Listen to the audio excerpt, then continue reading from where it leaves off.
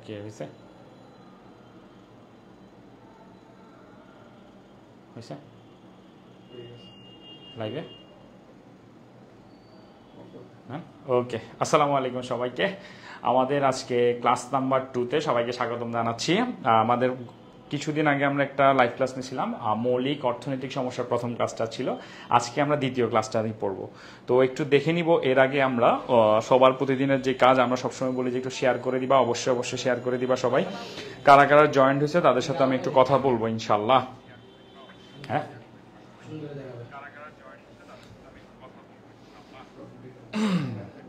দশজন হয়েছে। আরিয়া চৌধুরী আসসালামু আলাইকুম ভাইয়া। ওয়ালাইকুম আসসালাম। একটু শেয়ার করে দাও, যারা যারা সালাম দিচ্ছে একটা একটা শেয়ার করে আমাকে ডান লিখে দাও যে স্যার শেয়ার করা শেষ। মরিয়ম মুনতাহা ওয়ালাইকুম আসসালাম। ফাহিম বিন ওয়ালাইকুম আসসালাম। আচ্ছা আমি একটু শেয়ার করে দিয়ে আসি এগুলা গ্রুপে।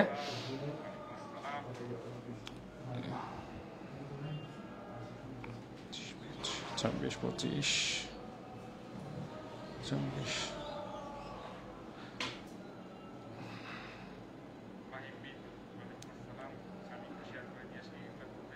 17 জন হয়েছে। ওয়াহ গ্রেট গ্রেট গ্রেট। প্রশান্ত স্যার, সামি আলহামদুলিল্লাহ ভালো। ভালো আছো? Tabib is watching.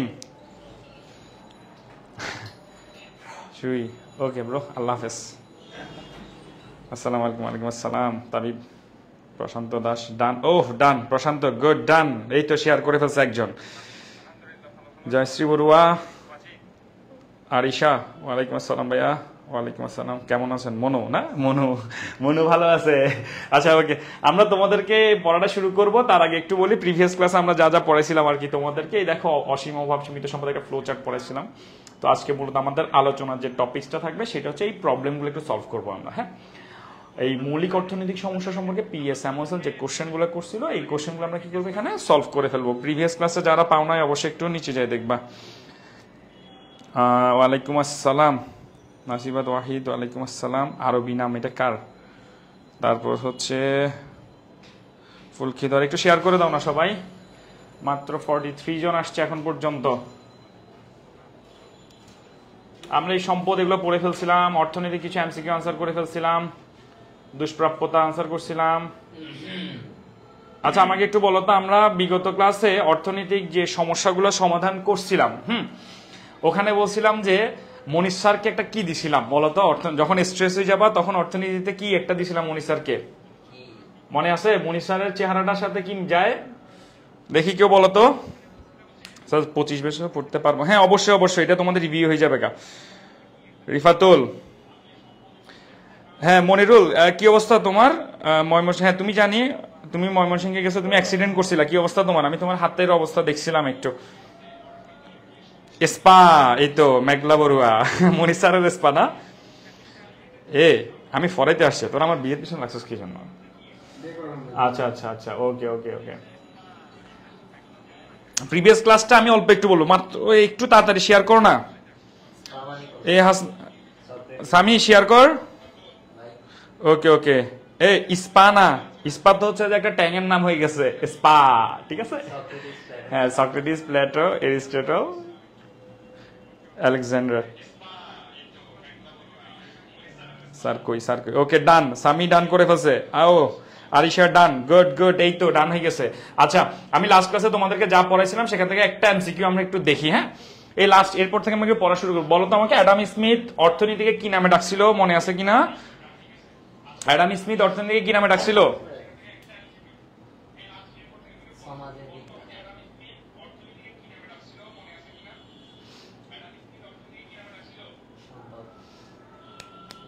কি বলতে পারবে? Answer number B. এই তো গ্রেট নাভা। তার মানে প্রিভিয়াস ক্লাসে সে মন দিয়ে করছে আমার। থ্যাংক ইউ নাভাকে। ওকে মরিয়ম আসছে, প্রশান্ত দাস আসছে। ওকে আমরা আজকে তাহলে পড়াটা শুরু করে ফেলি, আর ডিলে না করে। সবাই একটু আমাদের সাথে খাতা কলম নিয়ে বসছো কিনা বলো। খাতা কলম নেওয়া হয়েছে সবার? আরিয়া চৌধুরী এটা কি বলছে? অ্যাডাম স্মিথ বলছে। স্মিথ, স্টিভেন স্মিথের কথা বলছিলাম, বলছি না? সে অনেক বড় লোক থাকে, সে কি বলে? সম্পদের বিজ্ঞান বলে। ওকে আমরা পরের ক্লাসে যাব। সবাই খাতা কলমটা সাথে একটু নাও। যারা যারা এতদিন পর্যন্ত এই ক্লাসটা পান নাই বা মিস করছিলেন তারা আমাদের এই ক্লাসটা একটু করলে হয়ে যাবে গা, এটা অনেকটা প্রায় নিয়ারলি বেসিক ক্লাসের মতো, ঠিক আছে? কি স্যার ভাই ক্লিয়ার আসতেছে না? আমার এখানে তো ক্লিয়ার আসতেছে। এই ক্লিয়ার যাচ্ছে কিনা দেখো তো, ক্লিয়ার কিনা একটু বলো। ফুল কি ধর টু কি আমার এখান থেকে ক্লিয়ার, আমার এখান থেকে ক্লিয়ার আছে। গরিবস আনসার বি, থ্যাংক ইউ। ওকে, আমরা তাহলে একটু পড়া শুরু করি। কি ভিউ দেখাচ্ছে না কেন আমার এখানে? ভিউ দেখাচ্ছে না, ভিউটা দেখাচ্ছে না। কতজন, কত 70+ হয়েছে ভাই? একটু ক্লিয়ার। ওকে স্যার, ক্লিয়ার না, বোর্ড ক্লিয়ার। স্যার তো ক্লিয়ার আসি, এত কষ্ট করে ধরে কাছে আসার আগে ফ্রেশ ট্রেশ হয়ে খাওয়া দাওয়া করে আসছি, ঠিক আছে? Sir clear.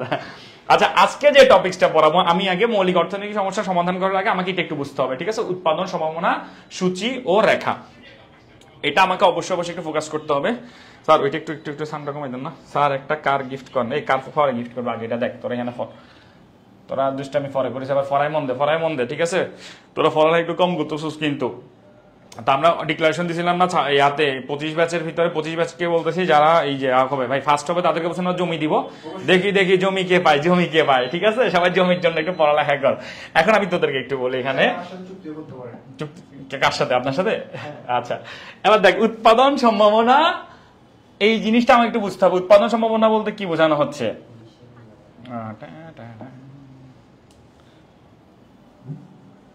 উৎপাদন সম্ভাবনা বলতে আমরা কি বোঝানো হচ্ছে, ঠিক আছে? একটু খেয়াল করে দেখি। মনে কর আমি একটা জমি আঁকলাম এখানে, এই জমি খেয়াল করে দেখি আমরা। সবাই খাতা কলম নিছিস? স্যার আপনারা কি অল সাবজেক্ট পড়ানো নাকি? হ্যাঁ, আমাদের অল সাবজেক্ট পড়ানো হয় স্যার। ওকে, দেখেন এটা একটা জমি আমি ড্র করছি। এই জমিতে আমি মনে করেন ধান উৎপাদন করব। কি উৎপাদন করব? ধান উৎপাদন করব। আর উৎপাদন করতে গেলে আমার কি লাগে? উৎপাদনের যে মৌলিক উৎপাদন ক্ষমতা আমরা জানি, উৎপাদন করতে গেলে ভূমি, উপকরণগুলো জানি, শ্রম, মূলধন, সংগঠন, ঠিক আছে? এবং বর্তমানে আরেকটা জিনিস যোগ হয়েছে, কি হচ্ছে? প্রযুক্তি। তারপরে আমি ধান উৎপাদন করবো এই জমিটাতে, খেয়াল করে দেখি একটু সবাই। ধান উৎপাদন করতেছি এই জমিটাতে। আমি যখন ধান উৎপাদন করতে যাব তখন আমার এই 5টা এলিমেন্টস অবশ্যই কি করতে হবে? ব্যবহার করতে হবে। এই এলিমেন্টসগুলো আমি ব্যবহার করে ধান মনে করবো 10,000 কেজি আমি আইডিয়া করছি, বা 10,000 টন আইডিয়া করছি। তাহলে উৎপাদনের একটা সম্ভাবনা করতেছি না, আমি থট করতেছি না। এটা তো আমরা জমির ক্ষেত্রে বুঝলাম, কিন্তু অর্থনীতিতে তো জমি হবে না। অর্থনীতি সবসময় রেখচিত্র নিয়ে কাজ করে। এই জন্য অর্থনীতি কি করছে? একটা রেখচিত্র ড্র করছে এখানে দেখেন, এবং আমরা একটা উৎপাদন সম্ভাবনা কি রাখছি? সূচি ড্র করে রাখছে আগে থেকে আপনাদের বোঝানোর সুবিধার্থে, ঠিক আছে? না লেট হও নাই, একটু দেখি লেট হও নাই, এখান থেকে শুরু হয়েছে আমাদের পড়াটা। এবার একটু পড়াটা একটু খেয়াল করি। আবার এই তোরা দুষ্টামি করিস না, হ্যাঁ? খাতা কলম নিয়ে বয়, একটু পড়া, একটু দুষ্টামি হবে, সবই হবে, ঠিক আছে? এখন দেখি আজকের ক্লাসটা কিন্তু একটু আরেকটু মজাদার করবো আমরা। কিছু জিনিস তোদের জন্য অবশ্যই আমি বলবো। তোদের আজকের ক্লাসটা পড়ালেখার পাশাপাশি মাথা রাখবি, তোদেরকে কিছু টিপস আমি দিব। কারণ শুধুমাত্র পড়ালেখা করলেই হয় না, আমাদেরকে মানুষ হইতে হয়। কিন্তু এই জিনিসটা আমি একটু কথা বলবো তোদের সাথে, অবশ্যই খুব সেন্সিটিভ কিছু ইস্যু নিয়ে আজকে কথা বলবো ইনশাল্লাহ সবার সাথে। এখন দেখো আমার কাছে একটা সূচি দিয়ে দিচ্ছে। আমি যখন এই কৃষিতে বলতেছি বা এই জমিতে বলছি উৎপাদন করব, তার অর্থনীতি সেটা কি হচ্ছে? একটা কার্ভে নিয়ে আসছে, এটাকে রেখা বলা হয়, কার্ভ। রেখার একটা ইংলিশ ফর্ম হচ্ছে কার্ভ, CURVE, কার্ভ, ঠিক আছে? এই কার্ভটা দেখি আমার এখানে দেখ একটা কি দেওয়া আছে? সূচি দেওয়া আছে। সূচির ভিতরে একটা এক্স দ্রব্য ধরছি, একটা ওয়াই দ্রব্য ধরছি। আমি চাইলে এক্স কে ধান ধরতে পারি, ওয়াই কে আমি কি ধরতে পারি? পাট অথবা গম ধরতে পারি, নিজের মতো ধরতে পারি। এখন দেখলাম এক্স দ্রব্য 0 একক তৈরি করব। কত একক তৈরি করবো একটু দেখ সবাই। এক্স দ্রব্য 0 একক তৈরি করলে ওয়াই দ্রব্য আমার উৎপাদন হবে কয় একক? 30 একক। তাহলে ওরা আমাকে একটা অ্যাজিউম দিতেছে, আমি যদি ধান উৎপাদন করতে যাই একটা জমিতে, তখন আমি যদি ধান উৎপাদন টোটালি না করি, তখন আমি পাট উৎপাদন করবো কত একক? 30 একক। দুইটা দ্রব্য উৎপাদন করতেছে কিন্তু আমি এখানে। এরপর যদি খেয়াল করি আবার এখানে দেখ, ওটা নাম দিছে কি? বিন্দুটার এ বিন্দু। এরপর আবার চিন্তা করতেছে যে না, আমার ধান এবং পাট দুইটাই যদি লাগে, ধান এবং পাট কি দুইটাই যদি লাগে, ওরা বলছে আপনি কি ধান বেশি উৎপাদন করবেন না পাট বেশি উৎপাদন করব? তখন আমার থটে আসতে পারে না, আচ্ছা আমি দেখি আগে ধানটা একটু কম উৎপাদন করি। তো ওরা আমাকে আইডিয়া দিছে কি? দেখো, ধান যদি আমি 10 একক উৎপাদন করি, তাহলে পাট উৎপাদন করবো একটু বেশি, কত একক? 20 একক। তখন আমার বিন্দু দিচ্ছে কি? বি। এখন যদি আমি আবার চিন্তা করি, আমার এটা আর একটু কি করি? রিডিউস করে ফেলি। রিডিউস করে আমি যদি না, আমার ধানের উৎপাদন বাড়াইতে হবে, তখন বলবো তাহলে ধান যদি বাড়ান তাহলে পাটের উৎপাদন কি করতে হবে? কমাইতে হবে। ওরা একটা আইডিয়া দিচ্ছে আমাকে, ধান যদি 20 একক হয়, পাট কত একক হবে? 10 একক। আবার যদি একদম লাস্টে চলে যায়, দেখো ধান 30 একক উৎপাদন করতেছি, তখন বলছে পাট কত হতে হবে, 0 হয়ে যাবে। এটা একটা উৎপাদন সম্ভাবনা সূচি এবং এটা তার আইডিয়া করে দিচ্ছে আমাকে যে হ্যাঁ ধান এত একক উৎপাদন হইতে পারে এবং পাট এতগুলো উৎপাদন হইতে পারে। ক্লিয়ার এতটুকু পর্যন্ত কিনা বল। এরপর এই সূচি দেখে দেখে আমি এটা কি আঁকবো, রেখাচিত্র আঁকবো। একটু সূচি দেখে দেখে কি আঁকবো, রেখাচিত্র আঁকবো। দেখ এখানে কিন্তু সবগুলো মানে পজিটিভ আকারে আছে, ঠিক আছে। আমরা যখন রেখাচিত্র আঁকতে যাই, আমরা আগে ছোটকালে রেখাচিত্র পড়ছিলাম এভাবে, এখানে দেখ এখানে 0, এখানে +1, এখানে +2, এখানে +3, এখানে গেলে -1 -2। তো আমরা যেহেতু পজিটিভ সাইড আর আমরা জানি যে এটা সবগুলো পজিটিভ নিয়ে কাজ করে যাবে, এই পাশে গেলে +1, এটা হচ্ছে +2, +3 এখানে যাবে, আর নিচে গেলে -1। এখান থেকে বোঝা যাচ্ছে যে রেখাচিত্র আমরা সবসময় এই পার্টটা নিয়ে কাজ করতেছি এখানে। ক্লিয়ার এতটুকু পর্যন্ত? এর জন্য আমাদের চিত্রটা এইভাবে হয়ে গেছে। তো আমরা একটু দেখি চিত্রটা, আমরা নিজের একবার হাতে আঁকবো, তারপরে বোঝা ট্রাই করবো। দেখো চিত্রটা আমি এখানে যদিও ড্র করে দিছি, সবার সুবিধার্থে আমি আরেকবার এখানে লিখে দিচ্ছি। সরি দেখো কেউ কোনো কমেন্ট করছে? খাতা নিয়ে কথা হবে ইনশাল্লাহ। আসি যখন আড্ডা হবে, পড়া হবে, সব একসাথে হবে, ঠিক আছে। এখন দেখ আমি চিত্রে একটা OX অক্ষর ধরলাম, একটা OY অক্ষর নির্ণয় করলাম নিজে নিজে, ওইটার মতো করে নিজে ধরলাম। একটা হচ্ছে X দ্রব্য, একটা হচ্ছে Y দ্রব্য। X দ্রব্যকে ধরলাম আমি ধান, Y দ্রব্যকে ধরলাম আমি পাট, সবার বোঝার সুবিধার্থে, ঠিক আছে। এখন একটা 10 20 30, আগে 30 20 10 আকারে দিয়ে দিছে। তাহলে আমি এখানে কি করতে পারি, দেখ নিজস্ব একটা গ্যাপ নিয়ে দিতে পারি। এখানে 10 20 30 40, 10 20 30 40। খেয়াল করে দেখ, এখানে 10 দিলাম, এখানে 20 দিলাম, এখানে 30 দিলাম, এখানে 40 দিলাম, ঠিক আছে।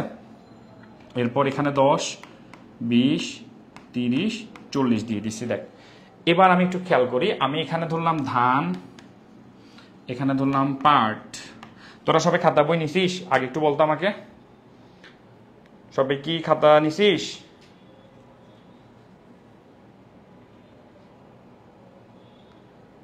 না পুরো দুষ্টামি করিস না, ঠিক আছে, ওকে। একটু খেয়াল করি এবার। দেখ আমি প্রথমে ধান উৎপাদন করবো কত একক, 0 একক। পাট উৎপাদন করবো 30 একক। দেখ আমার এখানে কিন্তু মার্জিন পয়েন্ট আছে 0, ঠিক আছে। সবগুলো কিন্তু এখান থেকে স্প্রেড হইতেছে। তো ধান উৎপাদন যদি 0 হয়, আমার বলতেছে পাট উৎপাদন কত 30, তাহলে পাটের বিন্দু কোনটা এটা বলতে পারি না আমি, এটা এই বিন্দু দিয়ে ড্র করতে পারি আমি, তাহলে প্রথম বিন্দু পাই গেছি। দ্বিতীয় চিন্তা কর, ধান উৎপাদন বলছে 10, ধানের উৎপাদন কোথায়, এই দেখ ধান রেখা এখানে হচ্ছে 10, ঠিক আছে। এরপর কত হবে, পাটের উৎপাদন বলছে 20, তাহলে 10 থেকে কত পর্যন্ত টানবো আমি, 20 পর্যন্ত, 10 থেকে 20 পর্যন্ত আমি টেনে ফেলছি। ক্লিয়ার এতটুকু পর্যন্ত? এরপর দেখ তাহলে আমার এটা বি বিন্দু কিন্তু পেয়ে গেছি। আরেকবার বলতেছি, দেখ আমাকে বলছে ধানের উৎপাদন 10, তাহলে ধান 10, পাট বলছে 20, তাহলে আমি 20, তাহলে 10 থেকে 20 টানবো। এখন এটা কোন বিন্দু বলছে, বি বিন্দু বলে ফেলছে আমাকে। ক্লিয়ার এতটুকু? এরপর দেখ আবার ধান গেছে কত 20, তাহলে ধান গেলাম 20 পাইলাম আমি এখানে। পাট কত বলতেছে, পাট বলতেছে 10, দেখো পাট হচ্ছে 10, তাহলে 20 আর 10 আমি এখানে ম্যাচ করবো, ঠিক আছে। এতটুকু পর্যন্ত ম্যাচ করে ফেললাম। এবং লাস্ট বলছে ধান হচ্ছে 30, একদম এপিক পয়েন্টে, তখন পাটের উৎপাদন বলছে আমাকে কত, 0 একক। এটা সি বিন্দু এবং লাস্টেরটা বলছে আমাকে ডি বিন্দু। তাহলে দেখার বিন্দু কয়টা পাই গেছি গা, 4টা বিন্দু। ওরা যে 4টা বিন্দু দিচ্ছে 1 2 3 4, এ বি সি ডি। এবার বিন্দুগুলো আমি নিজের মতো করে যোগ করে ফেলি তো, বাস। দেখো এই কার্ভটা আমরা ফ্রি হ্যান্ডে আঁকবো, কোনো গ্রাফ আঁকবে না। সবাই আমাকে এখন পর্যন্ত কোশ্চেন করছে কিন্তু স্যার গ্রাফে না, ইকোনমিক্সের কোনো চিত্র গ্রাফে আঁকতে হয় না, একদম ফ্রি হ্যান্ডেড টেনশন ফ্রি ভাবে আঁকবি, দয়া করে ভাইয়ারা বলতেছি। তুই দেখ একটা জিনিস বলে, ভাই এটা কিরকম গোল হবে বা কিরকম হবে, তোমার যে মাপটা দিবে ওই মাপটা নিবে। আমি তোমাদেরকে একটু যদি একটু দেখাই এই মাপটা কিভাবে নিতে হয়। ফার্স্ট এডটা স্যার বুঝি নাই, ফার্স্ট এডটা আমার কি, ফার্স্ট এডটা ভিডিও কথা বলতেছিস। দেখ আমরা এখানে একটু সবাইকে ফোকাস করি, আমি এইটা দেখ এই স্কেলটা, আমরা যখন গ্যাপগুলো নিতে যাবো, এখানে যে গ্যাপগুলো নিব আমরা, অবশ্যই দেখ এখানে বুঝাই দিচ্ছি তোদেরকে, এই যে গ্যাপগুলো নিব একটু সমানভাবে নিব। স্কেল যখন নেয়, আমার এখানে স্কেল মনে সবগুলো মুছে গেছে গা। তারপরে খেয়াল কর এখানে 1 2 3, ঠিক আছে। তো 1 থেকে 2 এটাকে আমি 10 ধরবো, 2 কে 20 ধরবো, 3 এর জায়গায় কত ধরবো, 30 ধরবো। তার মানে এখান থেকে একটা জিনিস বোঝা যাচ্ছে, আমি যখন গ্যাপ নিব প্রপারলি নিব। কখনো এখানে যদি মনে কর 40 আছে, কত আছে 40, অথবা এখানে মনে কর 55 আছে, কত দেওয়া আছে 55, আমি কখনো 40-এর পরে 55 দিব না, আমি 40-এর পরে 50 আঁকবো, 50-এর পরে 60, তাহলে এই গ্যাপটা কিন্তু খুব সুন্দরভাবে থাকবে। এরপর আমার কার্ভটা একদম কি হবে, প্রপারলি হবে। মনে করি এখানে 55 দেওয়া ছিল, আমি যদি 20 থেকে 30-এর ভিতরে সমান গ্যাপ, কিন্তু আমি এখানে 55 লিখে ফেললাম, তাহলে জিনিসটা সুন্দর দেখাবে না। অর্থাৎ স্কেলের ক্ষেত্রে আমি কিন্তু একটু ফোকাস করবো এই গ্যাপগুলা।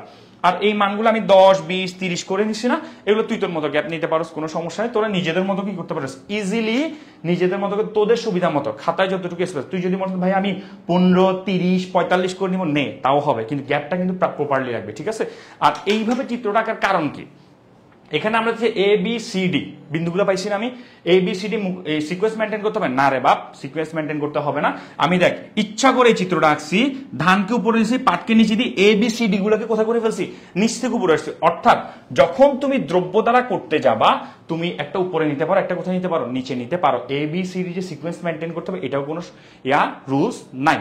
তাহলে এখান থেকে বোঝা গেছে, দেখো তো আমার এখানে যে দুইটা চিত্র আছে, দুইটা চিত্র প্রায় সেম হয়ে গেছে কেন আমার, অর্থাৎ তুমি ধানকে উপরে দিলে পাটকে নিচে, অথবা পাটকে উপরে দিই ধানকে কোথায় দিব, নিচে দিব। তাহলে আমার কি হয়ে যাবে, এটা ক্লিয়ার হয়ে যাবে। স্যার পিপিসি কে অলওয়েজ বাঁকানো হবে, স্যার পিপিসি বাঁকানো হবে, এটা কোনো রুলস নাই। আমি আরেকবার বলতেছি, পিপিসির কার্ভ যে হবে, বাঁকানো হবে, এটা কোনো রুলস নাই, এটা তুমি তোমার এই মানের উপরে ডিপেন্ড করে হয়ে যাবে, ঠিক আছে। ওকে, তাহলে দেখো এই যে রেখাটা আমি পাইছি, এখান থেকে রেখাটা পাইছি, এই রেখাটা বলে পিপিসি কার্ভ। যে একজন কোশ্চেন করছে পিপিসি, পিপিসি মানে কি, এই দেখ পিপিসি উৎপাদনকে প্রোডাকশন, PRODUCTION প্রোডাকশন, সম্ভাবনা হচ্ছে পসিবিলিটি, BIOITY পসিবিলিটি। এই রেখাটা কিছুক্ষণ আগে বলছিলাম না, কার্ভ, উৎপাদন সম্ভাবনা রেখা বলা হয়। আর মাথায় রাখবি এই রেখার প্রতিটা বিন্দু হচ্ছে আমার জন্য আদর্শ বিন্দু, এবং তার জন্য এটাকে আমরা আদর্শ রেখা বলতে পারি। উৎপাদনের জন্য একটা কি রেখা বলতে পারি, আদর্শ রেখা। কেন আদর্শ রেখা, এটা থেকে একটা কোশ্চেন তোদেরকে আমি ক্লিয়ার করে দিই, এটা কেন আদর্শ রেখা হবে। আমি যখন এখানে উৎপাদন করতে যাব প্রপারলি, এই বিন্দুটাতে আমি উৎপাদনের উপকরণ কিছুক্ষণ আগে তোদেরকে লিখে দেব, ভূমি, শ্রম, মূলধন, সংগঠন লিখে দিয়েছিলাম, ঠিক আছে। ওই ভূমি, শ্রম, মূলধন, সংগঠন ব্যবহার করে সবগুলো প্রপারলি ব্যবহার করা হয়। অর্থাৎ উৎপাদন করতে গেলে আমার কাছে যে পরিমাণ অ্যাসেট গুলা থাকে, এগুলো আমি কি করবো, এখানে প্রপারলি ব্যবহার করতে পারবো এই রেখা বরাবর। এবং এই রেখার আমি এখান থেকে বলছি না একটা, আমি চাইলে এখান থেকে কিন্তু উৎপাদন করতে পারি, আমি চাইলে এখান থেকে কি করতে পারবো, প্রপারলি উৎপাদন করতে পারবো। এই রেখাটা হচ্ছে এমন একটা রেখা, তুমি দুইটা পণ্যের কি পাবা, সংমিশ্রণ পাবা। তাহলে এখান থেকে আমি একটা জিনিস ইজিলি মুখস্থ করতে পারি, কি উৎপাদন সম্ভাবনা রেখা কাকে বলে। মুখস্থ করবি না, দেখ বুঝার ট্রাই কর।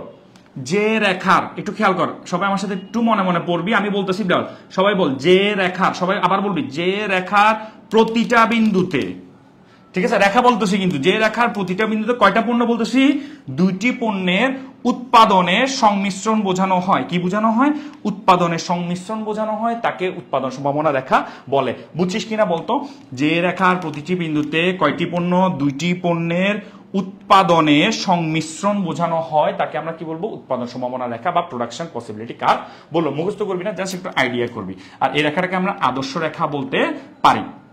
এবং আদর্শ রেখা কেন বলতেছিলাম, কারণ আমি জানি আমার একটা পণ্য তৈরি করতে যে সকল ইনগ্রেডিয়েন্টস গুলা লাগে, যে সকল ইনগ্রেডিয়েন্টস গুলা লাগে, 30 এটা কখন নিব, স্যার 30 বলতে বুঝাইতে চাইতেছিস যে এই 30টা, এটা কখন নিবি, যে এটা তো মান দেওয়া আছে, এটা একটা প্রশ্ন, সৃজনশীল প্রশ্নের মতো আসবে তোদের কাছে, ঠিক আছে, ওখান থেকে আসবে। হ্যাঁ ভাইয়া, আসসালামু আলাইকুম। ওয়ালাইকুম আসসালাম। আচ্ছা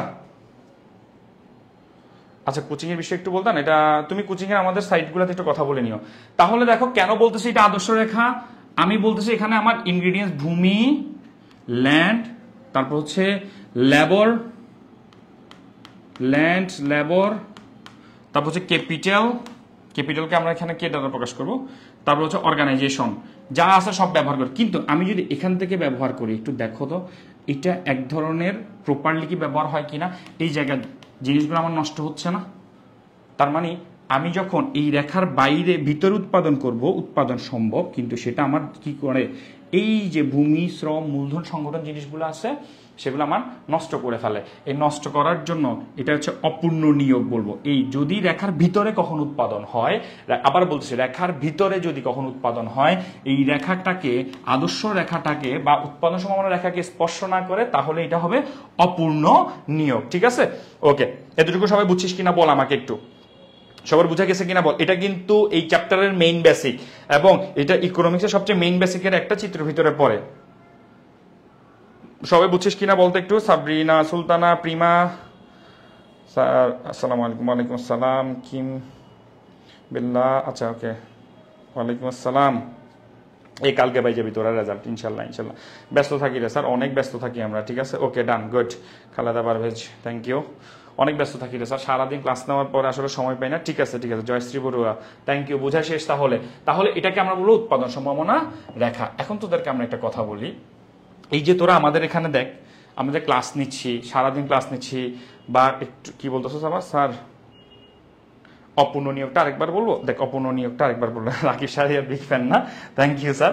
অপূর্ণ নিয়োগ বলতে বোঝানো হচ্ছে আমি যদি এই রেখাটার ভিতরে উৎপাদন করি, একটু খেয়াল কর, এই রেখাটার ভিতরে যখন উৎপাদন করব তাহলে আমার জায়গাটা নষ্ট হবে।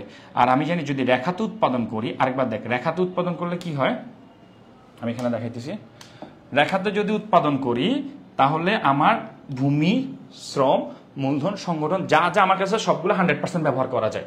তার জন্য এটা আদর্শ রেখা বা উৎপাদন সম্ভাবনা রেখার জন্য খুবই গুরুত্বপূর্ণ এই রেখাটা। কিন্তু আমি যদি ভিতর থেকে উৎপাদন করি রে মা, একটু দেখ, ভিতরে উৎপাদন করি তাহলে আমার জায়গাগুলো নষ্ট হচ্ছে। অথবা আমার কাছে একটা জিনিস উৎপাদন করতে গেলে অল্প একটু জায়গাতে হয়তো দেখা যাবে যে আমার সবকিছু প্রোডাক্ট ব্যবহার করাও যাইতেছে না। এই জন্য এটাকে বলা হয় অপূর্ণ নিয়োগ। ক্লিয়ার কিনা বল? অপূর্ণ নিয়োগ। ফাইন, তোর মাথা ফাটাই দিব, বুঝছস? তুই আমার বিয়ের পিছন লাগছস। এখন শুন, যেটা বলতেছিলাম, আসলে আমরা যে এই ক্লাসগুলো নিই, বাঁচতেছে কখন, কয়টা বাঁচতেছে এখন একটু দেখি তো আমি, রাতে 9টা। তোরা মনে করছে স্যাররা কষ্ট করে ক্লাস নিচ্ছে, হ্যাঁ আমরা আসলে কষ্ট করে ক্লাস নিচ্ছি। আমরা যদি এই অনলাইন ক্লাসগুলোর আসলে কি হয়ে জানোস, ব্রেন হয়ে থাকি বা হৃৎপিণ্ড হয়ে থাকি, এই হৃৎপিণ্ডগুলো সঞ্চালন করার জন্য বডির কিছু পার্ট লাগে। আমি তাদেরকে আজকে রেসপেক্ট দিতেছি, যারা আমাদের এই বডির পার্টগুলো হিসেবে কাজ করে সবসময়, তারা কিন্তু আমাদের ক্যামেরার পিছনে থাকে। ওই মানুষগুলোকে অনেক থ্যাংক ইউ দিতেছি, যারা এই দেখ এত সুন্দর সুন্দর তারা স্লাইডগুলো আমাদেরকে তৈরি করে দেয়। ঠিক আছে, তোরা দেখছো মনে হয় মনির স্যারকে স্পা করে দিতেছিল খুব সুন্দর করে এই লেখাগুলো লিখে, বা যারা টাইপ করে আমাদের এই পিছনে ক্যামেরার পিছনের মানুষগুলা, তারা অনেক পরিশ্রম করে। এই দেখ আমি যেখানে আছি তারা কিন্তু এখনো অফিসে বসে আছে, জাস্ট আমার একটা অনলাইন ক্লাসের জন্য। তোদেরকে আমি ক্লাস দিতেছি এই ক্লাসগুলোর জন্য। আমরা সবসময় আমাদেরকে নিয়ে তোরা কথা বলো, স্যার অমুক সমুক, হ্যাঁ স্যারদের বিভিন্ন ধরনের কথাবার্তা হয়, কিন্তু ওই মানুষগুলাই আসলে আমাদের একটা পার্ট বা আমাদের হেল্পিং হ্যান্ড বলবো আমি তাদেরকে। আমি তাদের প্রতি অনেক রেসপেক্ট জানাই, যারা আমাদেরকে এই ধরনের সাপোর্ট করে, টাইপিং সাপোর্ট, এই ক্যামেরার জন্য যারা এখানে আমাদেরকে হেল্প করে বসে থাকে প্রতিটা পার্সনের প্রতি। তোরা মনে সবাইকে চিনোস। আমাদের এই কামরুল স্যার আছে, পার্থ ভাই, কামরুল ভাই, পার্থ ভাই আছে, সামির ভাই আছে, আলতাফ ভাই আছে, মোহাম্মদ ভাই আছে, রাফি ভাই আছে, ঠিক আছে, সুমিত ভাই আছে। সুমিত ভাইও আমাদের কিন্তু এখন অলরেডি হয়তো ইনক্রিজ হইতেছে, নিজে নিজে তোমরা দেখো সুমিত ভাইকে। সবার ছবিটা আমি দিতে পারতেছি না, এর জন্য আমি ওই ছবিটা অ্যাভয়েড করে চলে গেছি, ঠিক আছে। আমি তাদের প্রতি অনেক ধন্যবাদ যারা আমাদের এই ক্যামেরার আড়ালে থাকে। আচ্ছা, আমি উৎপাদন সম্ভাবনা রেখা পড়াই ফেলছি, হ্যাঁ। উৎপাদন সম্ভাবনা রেখার পরে এবার আসবো আমার মৌলিক আলোচনা। এখন এই প্রশ্নগুলো তোরা সলভ করতে খুব ইজিলি পারবে। কি বলছো স্যার? 4 নং যে ড্রয়িং করছিলেন স্যার, 4 নং যে ড্রয়িং, 4 নং কোনটা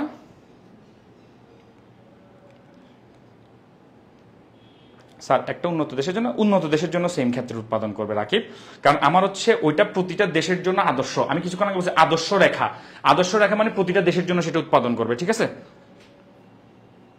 হ্যাঁ অবশ্যই অবশ্যই, প্রতিটা এক একটা আমাদের ওরা। আচ্ছা শুন, এবার একটু পড়াতে আবার চলে আসি আমরা। এই দেখ, মৌলিক অর্থনৈতিক যে সমস্যাগুলো আমরা কিছুক্ষণ আগে বলছি, P.A. স্যামুয়েলসন দিছিল। কে দিছিল? P.A.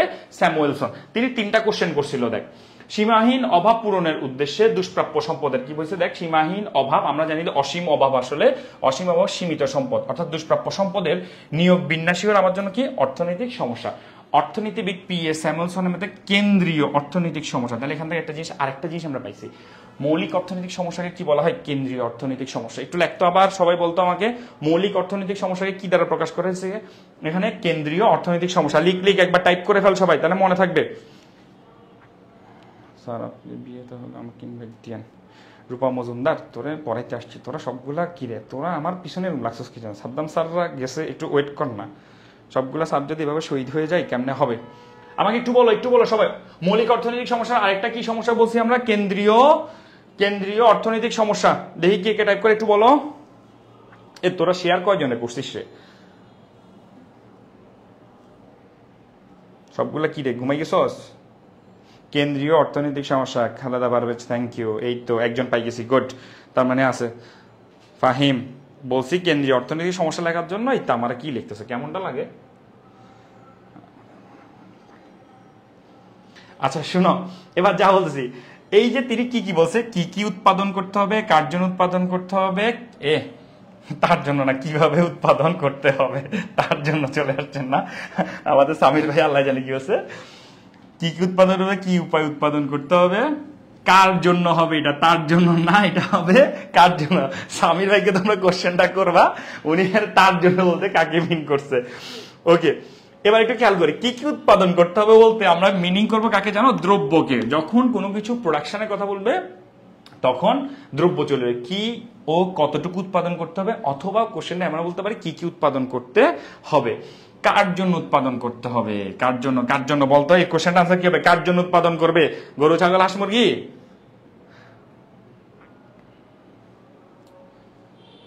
বলতো বলতো কার জন্য, কি উপায়, আচ্ছা কার জন্য হবে, এটা হবে কার জন্য উৎপাদন করতে হবে, কার জন্য উৎপাদন করবে বলতো। আমি তারটা দেখে কি কি লিখে ফেলছি, কার জন্য উৎপাদন করতে হবে, একটু বল বল, কার জন্য? মানুষের জন্য। Great great, thank you thank you. এই তো মনে আছে তোরা, তাহলে মন দিছিলি ক্লাসে, থ্যাংক ইউ তোদের সবাইকে। এই তো ক্লাসে মন দিলে দেখবি ইকোনমিক্স একদম পানির চাইতে সোজা। রাকিব বা মাথা পাড়ে ফেলাবো তোরা। কি উপায় উৎপাদন করতে, মানে উৎপাদন প্রসেস কয়টা, পৃথিবীতে উৎপাদন প্রসেস কয়টা আমাকে একটু বলতো সবাই। মুরগির পিছনে লাগন লাগাই দিব, তাই না? মুরগির পিছনে লাগন লাগাই দিব, মুরগির পিছনে লাগন লাগাইলে উৎপাদন হবে না। এটা আনসারটা কি হবে বলতো? কি উপায় উৎপাদন করবে বলতে কয়টা উৎপাদন প্রসেস, আমি বলে দিই দুইটি উৎপাদন প্রসেস। কি উপায় বলতে বলতো এগুলো কি কি হবে? হ্যাঁ, মানুষের জন্য, মানুষের জন্য, থ্যাংক ইউ। কার জন্য? তারপরে কোশ্চেন আনসারটা বল, কি উপায় উৎপাদন করতে হবে। এটা আমি দুইটা বলছি, কি উপায় উৎপাদন প্রসেস দুইটা, কি কি বলতো আমাকে একটু, কে বলতে পারবে? উৎপাদন প্রসেস করে পৃথিবীতে ওয়ার্ল্ড ইকোনমিক্স এর রুলস অনুসারে উৎপাদন প্রসেস হচ্ছে দুইটা, দুইটা জিনিস দ্বারা তারা ওয়ার্ল্ডকে ইয়া করা হয়, উৎপাদন প্রসেসটা ক্রিয়েট করা হয়। কিভাবে? ট্রাক্টর প্রযুক্তি না, মাথা ফাটে ফেলাবো ফলা। এটা মুরগি দিয়ে ধান চাষ করা যায়, তোরা বুঝছি, তোরা এখানে বাদরামি করতেছস। শোন, কি উপায় উৎপাদন করতে হবে বলতে আসলে কি বোঝানো হইতেছে। ওকে ওকে, এই তো চলে আসে, কি উপায় উৎপাদন করতে হবে, গুড গুড, যে বলে ফেলছে, থ্যাংক ইউ। কি উপায় উৎপাদন করতে বলতে বোঝানো হচ্ছে আমরা পুঁজি এবং শ্রম দিয়ে উৎপাদন করবো। তাহলে এখান থেকে আমরা দুইটা জিনিস পাইছি, একটা হচ্ছে শ্রম ও পুঁজি, দুইটা জিনিস পাই গেছি। তাহলে দুইটা, এই তিনটা কোশ্চেন আমরা কি পাইছি, মেইন পয়েন্ট কি ও কতটুকু বলতে আসলে দ্রব্যকে মিন করানো হইতেছে, কি উপায় উৎপাদন করবো বলতে শ্রম ও পুঁজিকে নির্ণয় করতেছে, এবং কার জন্য উৎপাদন করব বলতে মানুষের জন্য উৎপাদন করব বোঝানো হচ্ছে। তাহলে আমরা একটা একটা করে কোশ্চেন এখন কি করব, সলভ করে ফেলবো, ঠিক আছে? এই কোশ্চেনগুলো আমাকে সলভ করতে হবে, যেহেতু তিনি কোশ্চেন করছে, আর কোশ্চেনটা অবশ্যই সলভ করতে হবে। দেখি প্রথমটা কি ও কতটুকু উৎপাদন করতে হবে। এখন একটু সবাই খেয়াল কর, কি ও কতটুকু উৎপাদন করতে হবে। এই চিত্রটা এখানে দ্রব্য যেহেতু বলছি, আর যেখানেই দ্রব্য আছে সেখানে আমাদের কি এই কার্ভটা চলে আসবে, আর কার্ভটা কিন্তু সীমাবদ্ধ, একটু খেয়াল করছো, আমরা গোল করে রেখে দিছি, কারণ প্রোডাকশন পসিবিলিটি কার্ভ সবসময় পৃথিবীতে হয়, আমরা জানি কিন্তু পৃথিবী একটু সীমাবদ্ধ, তার জন্য এটাকে আমরা সীমাবদ্ধ আকারে রাখছি। একটু দেখি, এখানে ধরলাম কি এবং কতটুকু উৎপাদন করতে হবে, এটা সেই উৎপাদন সম্ভাবনা রেখা, কিন্তু পুরোটাই উৎপাদন সম্ভাবনা রেখা। এখানে যদি আমি 10 দেই, 10 দিব না, এখানে এটা 10 দিলে হয়ে যাবে, বেশি হয়ে যাবে।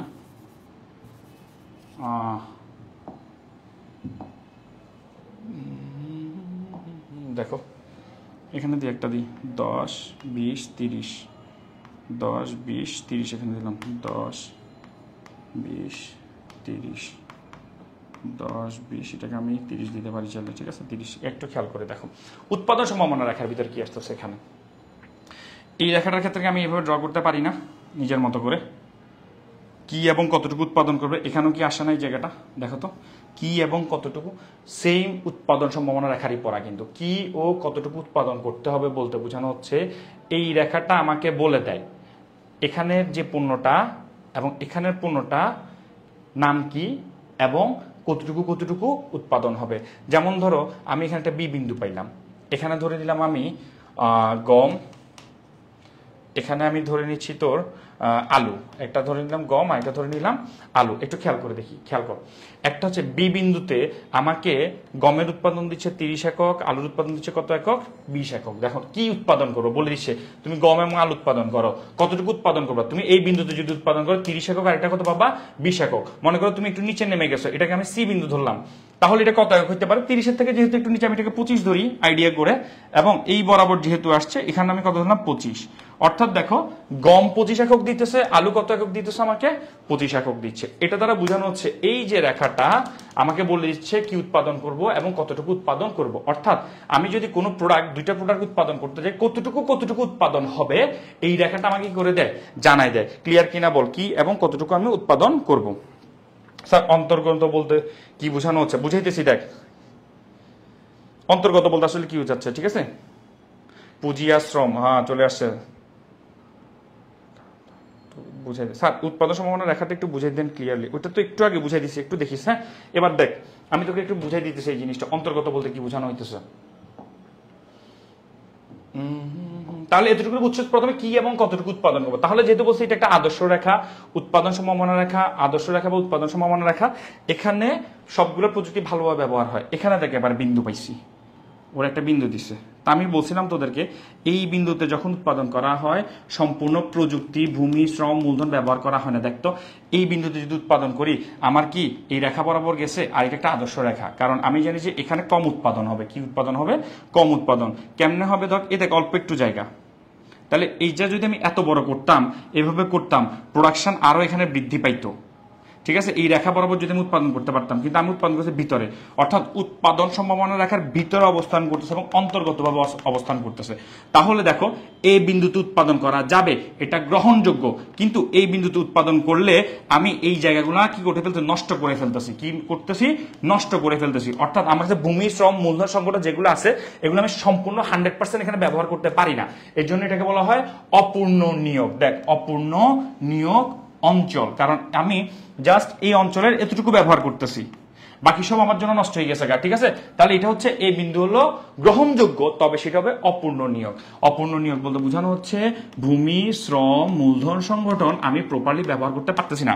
ভূমি, শ্রম, মূলধন, সংগঠন, অর্থাৎ উৎপাদনের যে 4টা এলিমেন্ট, এই 4টা ব্যবহার করতে পারি না। তার মানে এমসিকিউর জন্য খুব ইম্পর্টেন্ট।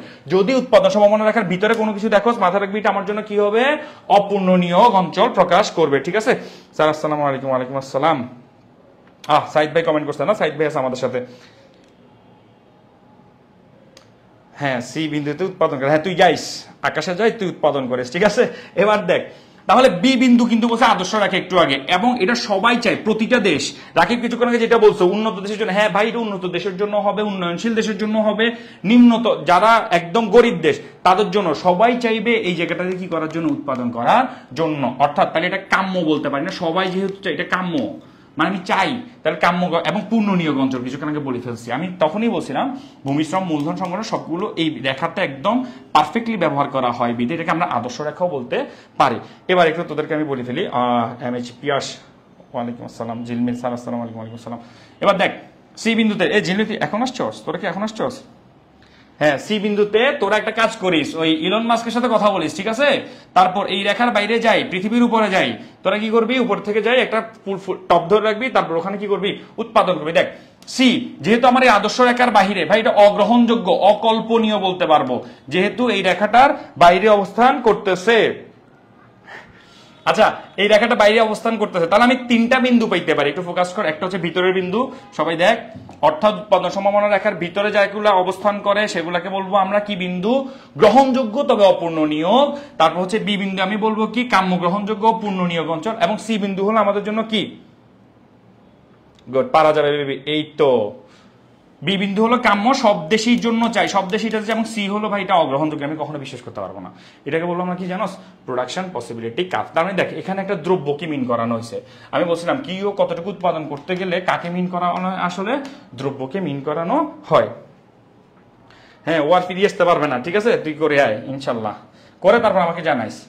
এরপরের প্রশ্নটা কি ও কতটুকু উৎপাদন করতে হবে, কার জন্য উৎপাদন করতে হবে। আমি একটু বলি তোমাদেরকে, এখানে একটা জিনিস দেয়, কার জন্য উৎপাদন করতে বলতে আমি তোমাদেরকে বলছি মানুষের জন্য। কার জন্য, মানুষের জন্য। একটু কথা বলি এখানে, হ্যাঁ মানুষ, মনুষ্যত্ব সবচেয়ে বড় একটা শব্দ আসলে। মানুষের ভিতরে, সব মানুষের ভিতরে কিন্তু মনুষ্যত্ব থাকে না, এটা একটু খেয়াল করতো না। হ্যাঁ, কেন বলতেছি তোদেরকে আমি এই জিনিসটা? আমরা লাস্ট কালকে পরশু আমি একটু কালকে থেকে দেখতেছিলাম আমি, এটা একটা পাগলকে মারি ফেলা হয়েছে। যে মারছে সে কিন্তু একটা শিক্ষিত ছেলে, ঢাকা ভার্সিটির, ঠিক আছে? তো এটা থেকে একটা জিনিস শেখা যায় আমাদের জন্য, সবার জন্য। দেখ একটু, মানুষকে মানুষ করতে হয়, আমি তোদেরকে ক্লাসে অনেকবার বলছি, মানুষকে মানুষ করতে হয়। আর যখন মানুষ শিক্ষিত হইতে যায় তাকে আমরা দুই কোয়ালিটি ভাগ করি, একটা হচ্ছে সুশিক্ষিত আর একটা হচ্ছে স্বশিক্ষিত। সুশিক্ষিত আর একটা হচ্ছে স্বশিক্ষিত, ঠিক আছে? শুধুমাত্র নিজে যখন পড়ালেখা করি তুমি শিক্ষিত হবা, তাকে স্বশিক্ষিত বলা হয়। তুমি আর কিছু শিখলে না, মনুষ্যত্ব থাকলো না তোমার ভিতরে, তার লাভটা কি? তুমি একটা জিনিস দেখো, একটা কাক যখন মারা যায়, অনেকগুলো কাক আসে তাকে সার্ভাইভ করার জন্য বা তার জন্য শোক পালন করে। কোনো কাক যখন বিপদে পড়ে সব কাক চলে আসে। যখন সিংহকে যখন অন্যান্য বাফালোরা কি করে, অ্যাটাক করে, তারা কিন্তু কি করে ওখানের ভিতরে সেভ করতে আসে, অন্যান্য সিংহগুলো দল বাঁধে। একমাত্র মানুষ, আমি জানি না তাদেরকে আশরাফুল মাখলুকাত বলা হয়েছে, চিন্তা করে দেখ, তারা একটা মানুষকে মিলে সবাই মারতেছে। আসলে তো আমাদের মনুষ্যত্বটা গেছে কোথায়? আমরা যে কষ্ট পাবো সেটা নাই। একটা চোরকে মারার সময় কি পরিমাণ মারে, আচ্ছা আমি ধরলাম সে যাই করুক, এই একটা মানুষের জীবন নেওয়ার কি অধিকার আমাদের আছে? সবসময় মাথা রাখবা, এই মনুষ্যত্বটা আগে করবা। তুমি শিক্ষিতটা পরে, পড়ালেখা পরে, আগে অবশ্যই মনুষ্যত্বটা ক্রিয়েট করো। কারণ একটি মনুষ্যত্ব মানুষ যখন থাকে সে অনেক কিছু করতে পারে, সে মানুষের ফিল বুঝতে পারে। আর মানুষের ক্ষেত্রে সবসময় মাথা রাখবা, আমরা হৃদয় দিয়ে চিন্তা করা উচিত। আমি সবসময় একটা কথা বলি এবং একটা ক্যাপশন লিখছিলাম একবার, কথাটা হচ্ছে এরকম, politically wrong but ethically right, I am always ethical. শব্দটা মানে কি? আমরা গরিবের রবিনহুডের কথা শুনছি, সে বড় লোকদের টাকাগুলো নিয়ে আসি কোথায় দিয়ে দিত? গরিবদের মাঝে বিতরণ করতো কিন্তু, ঠিক আছে না? তাহলে দেখো সে গরিবদের জন্য কি অনেক মাসিহা হয়ে গেছে। কিন্তু এই কাজটা কিন্তু তার করা উচিত ছিল না, যদি বড় লোকরা তাদেরকে তাদের ধন সম্পদ থেকে কিছু টাকা কি করতো, দান করতো। কারণ মনুষ্যত্ববোধটা আমাদের মানুষদের ভিতরে প্রায় নাই বললেই চলে। এবং আমি কাউকে ছোট করব না, কিন্তু এখনকার দিনে যে অবস্থা আমরা দেখি, আমাদের যে মিউচুয়াল রেসপেক্টের প্লেসটা মানুষের জন্য মানুষের, সেটা নাই। মনুষ্যত্ব তো গেছে, আমাদের ভিতরে একটা অহংকার ঢুকে গেছে। নিজেকে যত ছোট করবা তত তুমি উপরে উঠবা, কারোর সামনে অহংকার দেখাবা, তুমি কখন কি হইতে পারবা না, বড় হইতে পারবা না। এই কথাগুলো আমার অবশ্যই একটু মনে রাখবে, ঠিক আছে সবাই?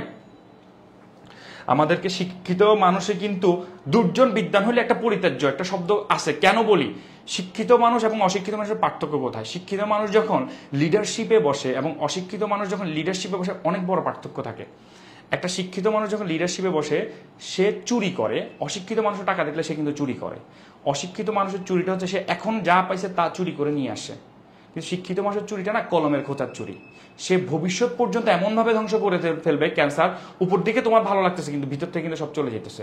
তা শিক্ষিত হওয়ার সাথে সাথে দয়া করি মনুষ্যত্বটা গড়বা, তাহলে তোমার ভিতরে ওই দুর্নীতির যে শব্দটা, শব্দটা, এটা কখনোই আসবে না। মানে ক শব্দটা কখনো আনবা না তোমাদের ভিতরে, ঠিক আছে? ওকে, এবার একটু আমরা পড়াতে চলেছি।